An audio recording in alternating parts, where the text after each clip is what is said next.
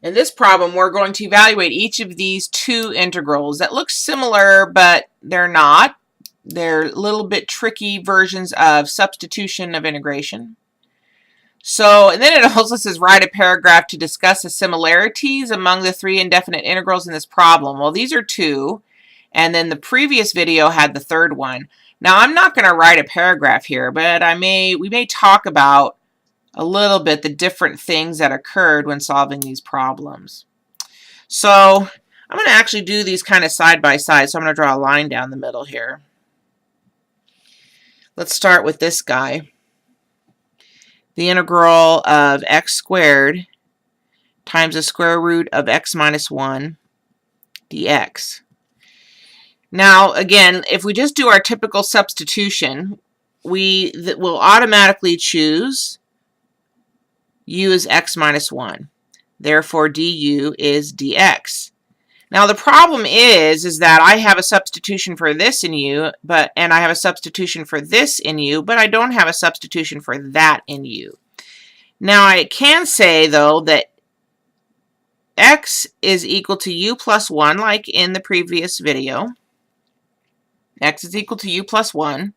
If this is true, then that is true. But then can't I also say that x squared is equal to u plus 1 squared?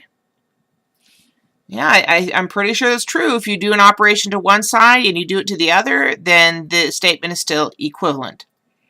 All right, so let's use this substitution here. So that means that I can integrate, instead of writing x squared, I'm going to write u plus 1 squared. And instead of writing x plus 1, I'm going to write the square root of u. Instead of writing dx, I'm going to write du. And notice we have rewritten it in terms of u. Now we just have to go through the process of finishing up the integral. We have to do some algebra. Now there's not a lot of good room here, so I'm going to come down and start my equal sign here to connect it. So if I do my algebra, u plus 1 squared is u squared plus 2u plus 1, and that's all times u to the 1/2 du. And I'll continue. I'll distribute the u to the 1/2 to each term. Now remember, when I multiply u squared to u to the 1/2, I add the powers. So 2 plus 1/2, 2.5, which is 5/2.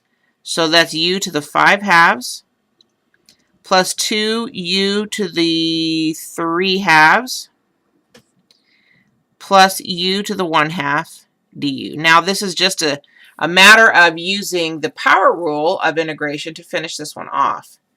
So let's see, if I add 1 to 5/2, that's u to the 7/2 divided by 7/2 plus 2u to the 5/2 divided by 5/2 plus u to the 3/2 divided by 3/2 plus c. I'm just going to keep on going here to finish up. This is going to equal 2/7 u to the 7/2 plus 2 times 2/5 u to the 5/2 plus 2/3 u to the 3/2 plus c.